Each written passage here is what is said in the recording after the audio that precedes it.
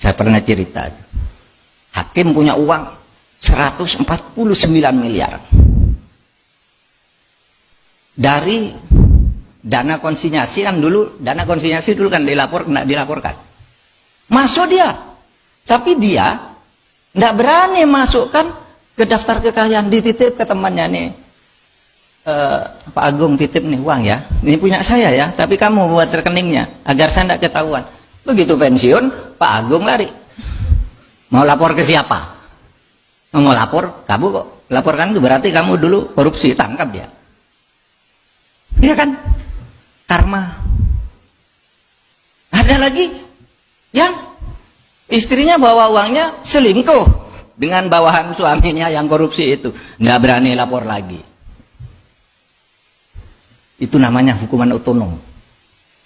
Bahkan kalau ada yang mengatakan ada orang tabrak mobil jedet gitu. Nah itu kalau korupsi katanya. Padahal itu belum tentu dan mungkin tidak ada hubungan. Tapi masyarakat menghukum begitu. Rasain lu. Dan seorang yang berlaku korupsi membuat industri-industri hukum itu meskipun bebas dari hukum tapi tidak takut pada hukuman otonom, maka dia akan mendapat neraka. Bukan di akhirat neraka itu bagi saya. Neraka itu bisa di dunia juga. Selalu takut, malu, tertekan, disandra oleh bodyguard. Karena apa? Dia sudah keluar, takut kan nyewa orang. Bayar terus, diperas terus. Kalau enggak, saya bongkar kamu. Nah, hidupnya enggak ada gunanya akhirnya. Seperti ini tadi, yang hakim itu tadi, yang punya uang 149 miliar. Akhirnya apa, saudara? Sakit. Tiap hari nggak bisa pergi, nggak bisa jalan. Sakit.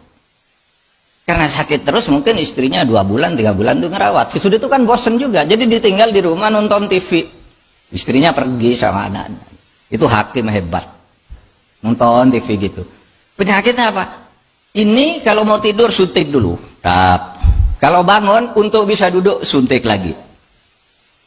Uangnya banyak. Dibawa oleh temannya. Istrinya lari. Karma.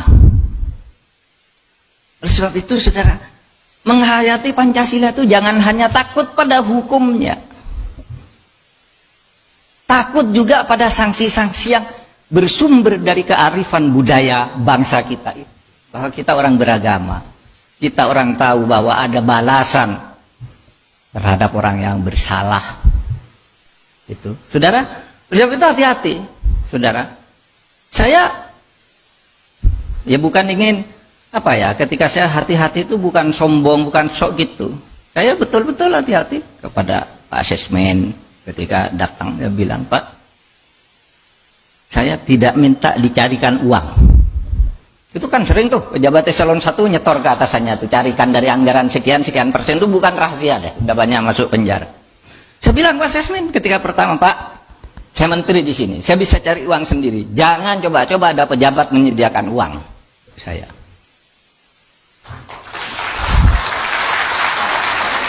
Kenapa? Karena kalau saya perlu bisa cari sendiri, ngapain nunggu Anda? Dia bilang gitu. Sama, Pak, saya enggak apa namanya? Bilang ya di kantor tuh kalau ada keperluan pribadi tolong diganti. Mungkin malu minta sama saya titip uang, nih minta ke dia, apa saja. Kalau pribadi, tapi kalau uang memang halal ya kasihkan dong, jangan diambil. Ya kan ada tuh yang halal-halal itu. Banyak. Yang halal kasihkan. Tapi yang keperluan pribadi, saya juga enggak minta dispensasi. Coba nih, bayangin orang dari luar negeri bayar untuk tidak karantina. Nih, hari ini nih, anak saya dan cucu saya pulang dari Nederland 3 hari lalu. Saya suruh karantina, tidak usah nyebut bahwa kamu anak saya atau anak karantina. Kalau lebih mudah teknisnya saya suruh uruskan teknisnya saja. Tapi bayar. 10 hari juga, 10 hari. Padahal saya sudah ingin ketemu dengan cucu, dengan anak, dengan mantu gitu, ingin kumpul. Sudah 10 hari dulu di hotel sekarang. Jangan keluar. Kalau nanti keluar terus ada kasus, Saya yang ngasihkan kamu ke pejabat, ke aparat. Kenapa? Ya kita harus mulai dari diri kita sendiri, bukan karena sombong. Bukan karena sombong. Kok sombong banget? Justru karena takut. Takut pada itu tadi. Hukum sih mungkin bisa diatur, saya salah telepon aja, tolong deh, kan salah-salah kecil gitu. Bisa diindustrikan. Tapi moral nggak bisa diindustrikan. Itu nggak bisa. Maka kalau saya sebagai orang beragama mengatakan begini. Kalau hadis Nabi itu mengatakan begini, mana batamin haram annar hakubihi. Kalau kamu berbuat sesuatu yang salah, korupsi, makan uang haram, sewenang-wenang, maka kamu akan mendapat neraka. Nerakanya itu bukan di akhirat sudah mati, di dunia pun kamu tidak akan enak hidup. Karena itu hadis tuh. Tuntunan Rasul kalau bagi saya sebagai orang beragama. Gitu. Sehingga jangan berpikir neraka itu nanti aku sudah mati kan tidak ada yang tahu kalau saya masuk neraka. Tidak, dia sendiri tahu sejak di dunia pun dia tidak enak dengan itu semua. Gitu. Nah, saudara sekalian, demikian yang saya bisa sampaikan kepada kita semua, bicara dari kesadaran kita untuk memberantas korupsi bukan hanya dari sudut hukum. Hukum itu penting, semuanya harus tegakkan hukum, tapi juga dari sudut moral.